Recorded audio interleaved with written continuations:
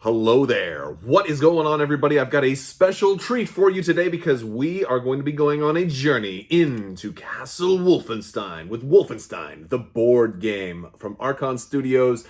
This thing is going up on Kickstarter, and if you want to get your chance to have a crack at it, I'm going to have a link down in the description below where you can check it out for yourself. But this thing is going to be amazing. I am going to tell you all about this game. We are going to look at all of the components. Now, keep in mind, they are prototype, and everything's subject to change. But even for a prototype, they are outstanding. You are going to love this. So I am going to break this down for you. We'll do some gameplay as well, and then we'll talk a little bit more about it. But goodness, guys, you are in for a treat. So let's take a look at Wolfenstein, the board game. Wolfenstein, the board game, is a cooperative 1 to 4 player game where you and a bunch of your allies are trying to basically kill Hitler. Now, this game has a lot of miniatures. Again, just a reminder, everything you're going to see here is a prototype. We've got miniatures for our heroes to go along with each card. We've got miniatures for all of the villain types. We're going to take a look at all of those because these are absolutely gorgeous. I've got my red lighting on here too, just to kind of set the mood, you know. Don't worry, I'll show them to you with the brighter lights. But yes, I'm super hyped over how cool these minis are. So we've got Set Roth, for example, here. Now, these are resin for the prototypes. We've got Anya Oliwa here. But really a great amount of detail here, and usually, prototypes tends to only get better too. I can't imagine how awesome the final product is going to look. Actually, and this is BJ Blackowitz. I can't actually imagine how good the final product is going to look here because Archon Studios does actually make their own miniatures, and here's a look at how they may look on the sprue, which is really cool.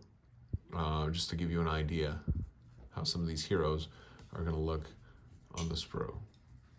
That's pretty cool. That's a lot of usage, like not a lot of wasted space here. I mean, you've got a lot of bases too. You got like all 6 heroes on one sprue, so that's pretty cool.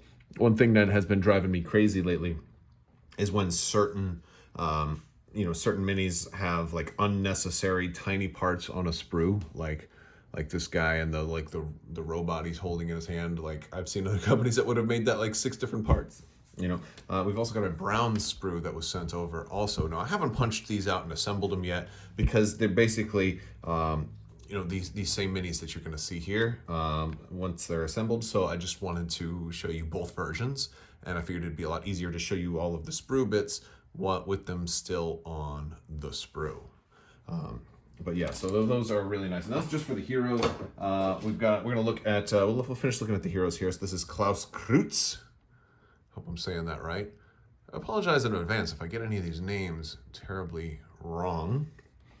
We've got Bombate here, and we've got Max Haas. Now Max has a pretty bad head wound, but we won't hold that against him. Let's take a look at some of our bad guys. All right, so first up, we've got our Soldat, our basic soldiers here. The cool thing is there's actually 2 different sculpts for just about all of these minis included in the prototype. So maybe that's a stretch goal that they'll do. But yeah, this is really, really nice quality. Like these are just gorgeous minis. Like I know sometimes some people will do like giveaways for, and I do a lot of giveaways here on the channel. I do them all the time. But sometimes people will give away prototypes. Since they're they're given to you, and you can usually you don't have to send them back. But in this case, I am not doing a giveaway of this prototype. I'm keeping this. This is amazing looking stuff. And look at the sculpting on the bases. Also, like the bases are really nice too. It's for, especially for it not being like a minis specific game. Like obviously it's a minis game, but it's a board game, right? It's not like a skirmish game, a war game. where you're gonna rebase all your stuff, like just for hey, let's pull it out of the box and play. I love these bases. They're all different too. All right, and these are those last guys were the Space Marines, and these guys are the Fire Troopers right here. We've got an alternate sculpt for the Fire Troopers right here. Oh yeah, that's a cool pose. I dig the whole little backpack they've got going on right there. We've got the Uber Soldat. These guys are definitely gonna come break you in half. And we got another sculpt of the Uber Soldat right here.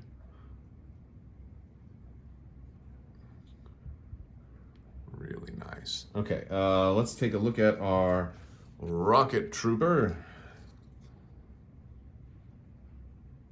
I love the dynamics of the pose, right? Like he is in motion. Just gorgeous. And we've got another sculpt for this one with his feet firmly planted. Also, it's cool pointing out that the base is different on there too, right? Like that's just really cool. So if you are up to painting these, you are gonna have a glorious time.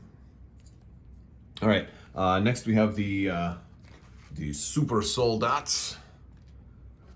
Oh, now these guys are big.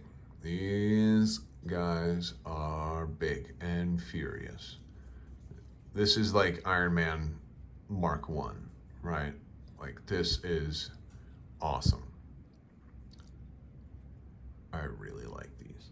And we've got an alternate pose with the weapon lowered a little bit. Look at that. Oh, look at the attention to detail in that base too. You got like shells on the ground. Like he's just finished firing. He is amazing.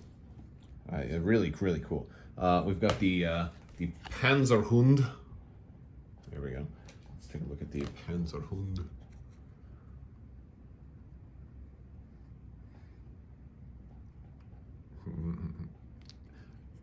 For some reason, when I see this guy's face, I think of Mouser from Teenage Mutant Ninja Turtles. I don't know if you remember those, but yeah, really cool. And we have an alternate sculpt for the Panzerhund here. Coming down the steps. And let's see, well, we haven't looked at our officers yet. The officers. And we've got the gun raised. And our finger pointing. Very, very cool. All right, and we've got some drones. Let's see the drone card here. Let's take a look at the drones. I think there's actually two different sculpts of drones too.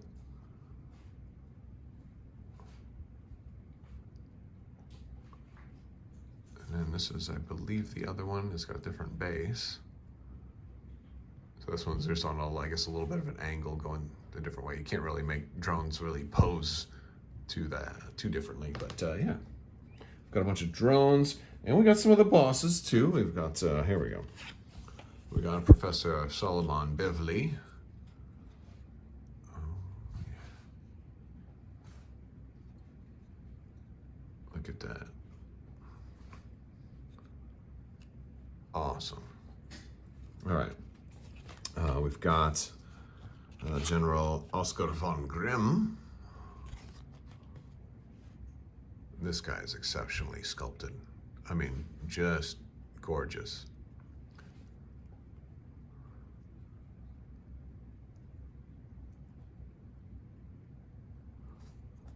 I mean, look at that. Whoa, whoa, gotta keep the hand there. No, that's really something else. And of course, we've got Adolf Hitler himself with the Gatling gun arms.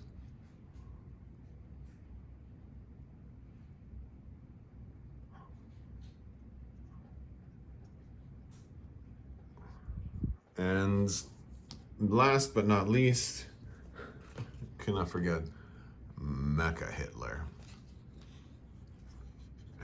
And there you go. This one is huge. Huge, huge, huge, huge, huge. He's insane. He's so well done. Just something else. And just for size comparison, here he is next to like a regular soldat or one of the heroes. All right. Let's look at some of the other components. All right, so here we have the game board kind of set up for a scenario, and I want to kind of draw some attention to the doors. First off, the doors are really nicely sculpted, but also they're functional in that you can open and close them. And they even are going to stay like that too, which is really cool. Again, it's prototype, but I mean, it's so cool. I just had to point that out. And there's also these as well, and you're going to be able to open these. There we go. And they're a little tighter fit. But yeah, there we go. And they're meant to be harder to open too, because certain barricades are going to require special types of equipment in order to open, which is pretty fun. So actually one of the reasons I like this guy here, BJ Blackowicz. So if you look at their card, you're going to see a number of different things. One of the important things is the stuff that they start with. He's going to start with special ammo, the hatchet, and the laser Kraftwerk. And you're going to gather all of those. There's an equipment deck, there's our equipment cards, there's chest cards, there's enemy cards, there's lots of different cards, and we've looked at some of the enemy cards already. There's an entire equipment deck that you'll be able to pull out any starting equipment that your character is supposed to have. There's all kinds of different things that you may recognize, ranging from the basic stuff like knives and health packs to super soldier serum or super soldat serum, and all kinds of stuff. And I got some of these kind of upside down at the moment. But yeah, so lots of really cool. Oh, look at the Tesla grenade, right? Very cool. So we have got that. There's also going to be chests that you can find stuff on the board. You're going to be, and look, there's a whole chest deck. You've also got enemy cards. You have an enemy deck, and those are going to be basically the cards that we already looked at.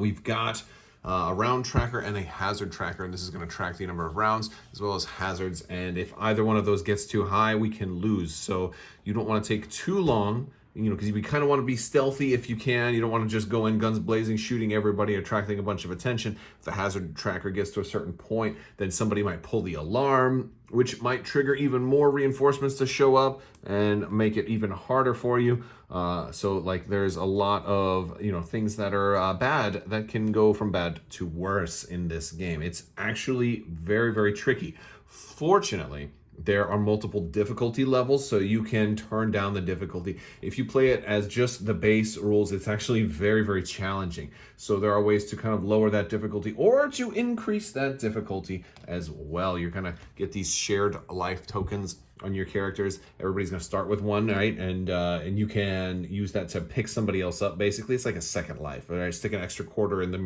the arcade game. Well, actually, this isn't. I don't think Wolfenstein was ever an arcade game, but you get the reference, right? It's like a green mushroom. It's a +1 life for an ally. But at the same time, once you use it, it's gone. And so it's and that's one of the ways you can influence the difficulty of this game.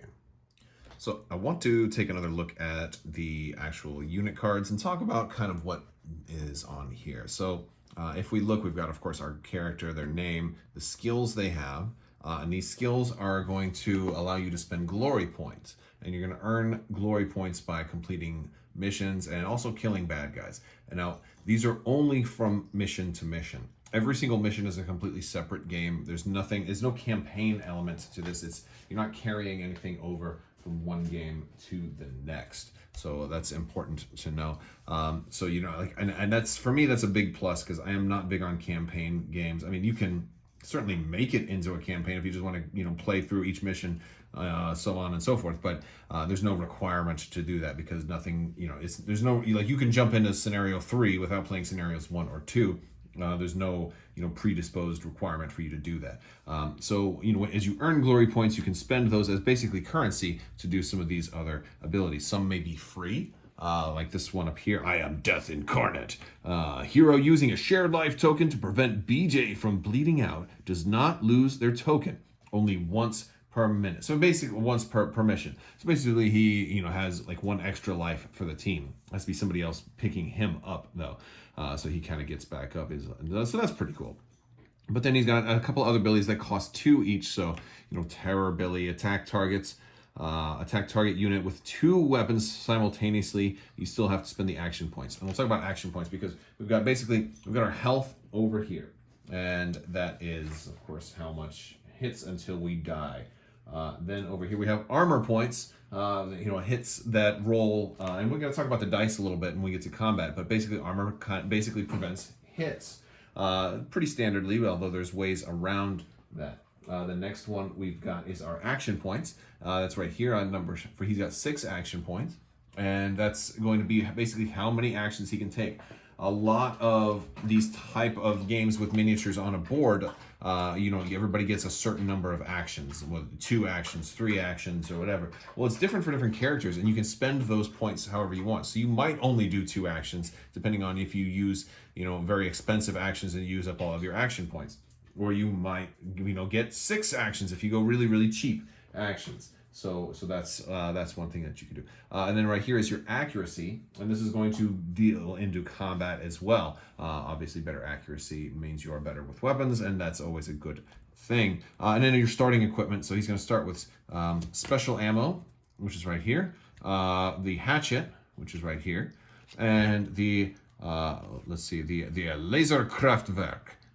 Which is his particular weapon, which is actually a really nice weapon because that can pierce through metal. And this is one of those, one of the few types of ways that you can get through barricades, because you have to have a pierce through metal ability to get through barricades. So BJ is probably a pretty good character to start out with and to use in your games if you're expecting to run into barricades. And then alternatively, we've got Klaus Kreutz right here, and he's starting with a handgun 1960 instead, and he starts with light ammo. He doesn't start with a hatchet, he doesn't start with any of that. And he's got different skills. He's gonna have different health and action point abilities, and so every character is gonna be a little different. So which is nice too. That means that no game is gonna necessarily be exactly the same. So that's sort of thing that's very cool. Now ammo in this you might think is for shooting, but it's actually not. You can always shoot normally as an attack action, unless of course you've already shot. The ammo is to fire specialty things out of your weapon. So you'll see here you can do strobe or Tesla, and this is basically ammo is a currency to do super abilities for your weapon. And that's one of the things I think that really sets this game apart in that, your characters can all be the same if you're not using your special bonus points, but they have a way, basically think of like glory points as like ammo for your character's special abilities, and ammo tokens are ammo for your weapon's special abilities. And there's 3 different types of ammo. You got heavy, light, and special. So he starts with special ammo. Klaus starts with light ammo, which is light ammo for the handgun. And I might spend just that one to actually this is not even the right one, is it? But yeah, the handgun is going to do a quick reload for only 1, or a magnum for 2, or a deadeye for 6. So that's you get little little things you can build up to in the middle of a game, and certain so that much is really cool. Now your weapons also are going to have their own basically their stats, right? So how many dice they're going to roll, how many action points it takes to fire this weapon, and then the range. And so I just dig that. And so we're going to talk about that a little bit more when we get into combat, because we're going to do some gameplay. But every character is going to be different, and you can get more weapons as the game goes on, and you can have lots of different ammo and spend all that ammo on these amazing big beautiful nasty attacks. So right now I'm going to just take you to the middle of a game and just kind of run through a few rounds of player activations and combat, because you can see we've got this door kicked in. We're trying to get down this hallway and clear it out because there are lots of Nazis down here. And I am going to be using BJ and Klaus, and they're going to take their turns in activating. Now, it's certainly going to be tricky because we've got 2 soldats over here and a drone, and then another enemy farther down. But we'll really just worry about these guys for right now. And much like the players, the enemies have their own cards talking about how much health and armor and activation points they have, as well as their weapons and any special abilities that's on them too.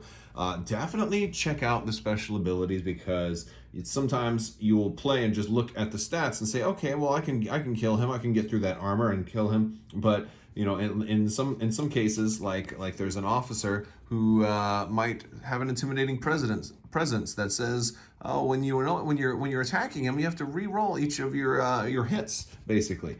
So he's much harder to hit, and so that's certainly an interesting thing. And so we're gonna also be using these dice when we attack, and the dice are actually D12s, which are really cool. And basically they have shields, which count as basically hits, but that will go to armor first. And you have a couple of those. You have the heart, which goes straight to health. Think of this as kind of like a headshot or a shot in a weak point in the armor that the armor did not absorb. So these do not take away an armor. And then, of course, you've got this reload symbol, which basically means you ran out of bullets. Now, this is very different from the tokens that you're going to have on your character that count as ammo for those weapons. This just means your weapon ran out of regular ammunition and you need to reload it. So you have to pause in your fighting for a little bit.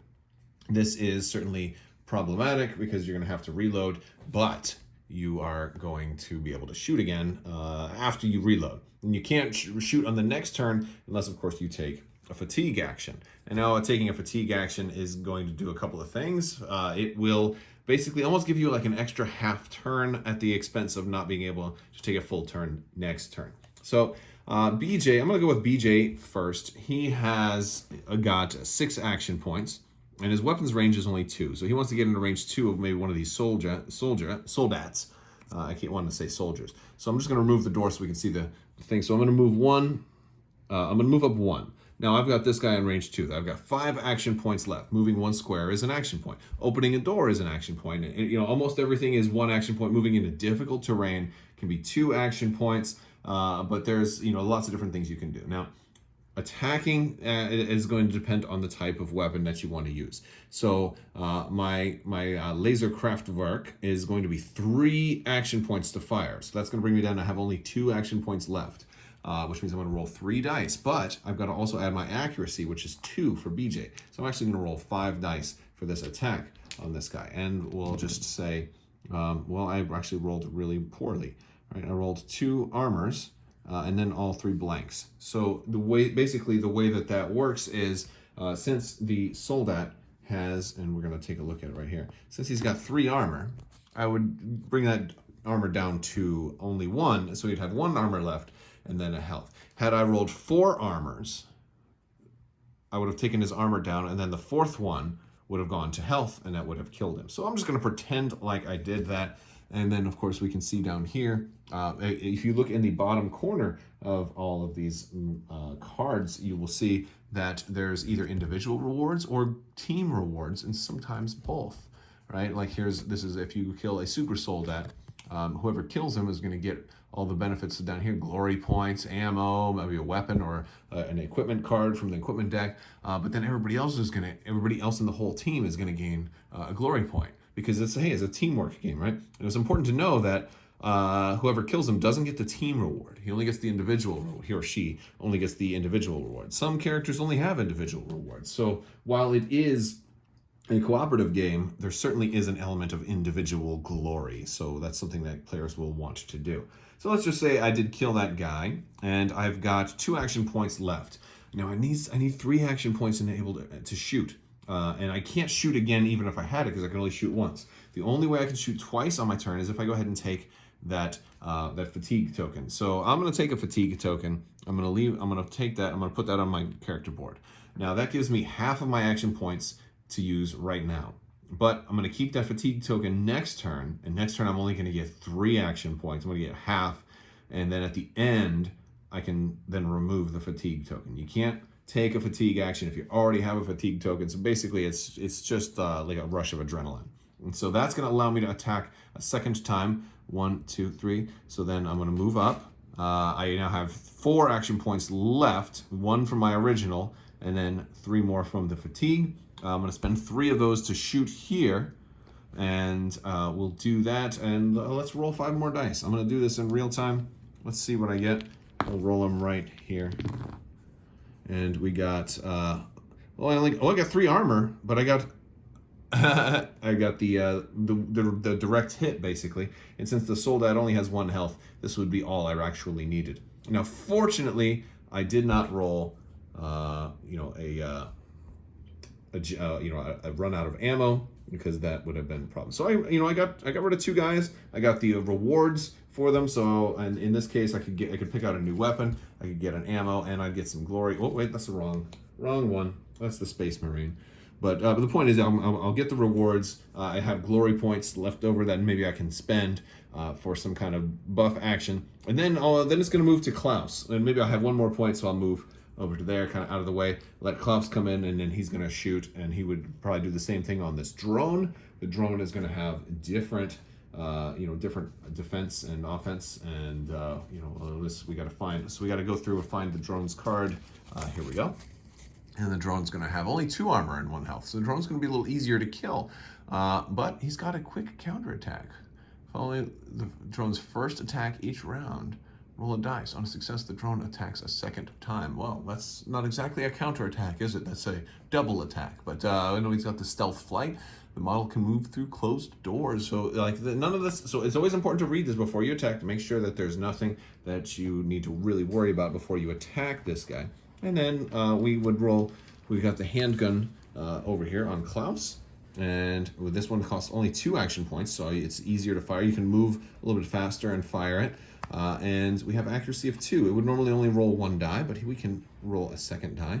And then of course we can spend our ammo, since we only have 1 ammo on it right now, to re-roll a reload result on up to 2 attack dice, which means it's unlikely for me to need to reload in the middle of combat. So we'll roll 3 dice. Let's see what happens. We got 2 armor, so we got its armor down, but we didn't kill it. So it might be time to take a fatigue on Klaus as well. Of course, that means next turn I'm gonna probably just run and hide. And of course these generate noise as well in the room that I shot. If I'm shooting into a different room, I'll generate noise in both rooms, but I got to make sure I put down a noise token each time I do that. So there we go.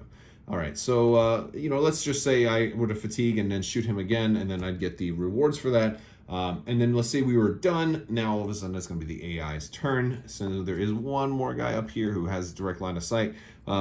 Basically, he was going to move. If he has no shot, he's going to move to where he has a shot. If he has a shot, he's going to shoot first. But he's going to use his action points, and he might be so far away that he doesn't have enough left to shoot, and then he's going to attack us. And then if nobody else is able to do anything, usually people behind closed doors aren't going to open doors and come after you. But you will also have to read, because different monsters will sometimes have certain things that override the default AI. And it's one of those things where you really want to wait before you open a door, before you kick in a door. Are you ready to go take this one on? Because sometimes I like to just take a breather before jumping right in, because if we roll poorly, then they're all going to be shooting right back. Another thing we need to talk about are events. Events are things that you can interact with that are going to allow you to pull an event from the event card. And those are going to be sometimes sub-missions or things that are required. Maybe you have to do events in order to proceed through a checkpoint in a mission. And there are going to be all kinds of different things that are going to be a little bit of story in the middle of your battle. And like maybe you've got a barricade, and you have to try and you can either save these people and clear out the barricade, which is nice. A lot of times they're referring to specific characters too, like BJ can cut down the barricade, and if you do, then you're going to gain 2 glory points, and everybody else is going to gain a glory point. Otherwise, you just can't do it, and then you get no reward. Sometimes you've got look at this one, pleasant dreams. Right? Sleep. Killing Nazis is tiring work. You find little musty but cozy corner. Wouldn't it be nice to take a little nap? And you can choose. Would you like to sleep or not sleep? So, really cool stuff. Now, some missions will require that you complete all of your special, your events. but not all of them. Sometimes they're optional because you can get bonuses from them. But these are a great way to add some of the really fun flavor to this game and keep it more than like a dungeon crawl, because you've got story elements where you're actually making choices and you can kind of tell a story as you go through. All right, you guys, so that is the gist of Wolfenstein, the board game. There are a lot of scenarios and a lot of different game combinations depending on the heroes that you have taken and some of the gear that you find and the story options that you go through. It's it's beautiful. It's a beautiful game. Looks really cool on your tabletop. I think you guys should definitely check it out. Also, if you like this video, go ahead and give it a thumbs up. Let me know what you think down in the comments below. I definitely appreciate all the feedback. And if you are interested in learning more about this game, I will put a link to where you can find out more in the description below. Again, everything here is a prototype, but I definitely have high hopes for how the final product is going to look. This game is gorgeous, and I can't wait to see what else they have in store. So be sure to check out the Kickstarter, and that's all I've got. I want to thank you guys so much for watching, and as always, have a great day.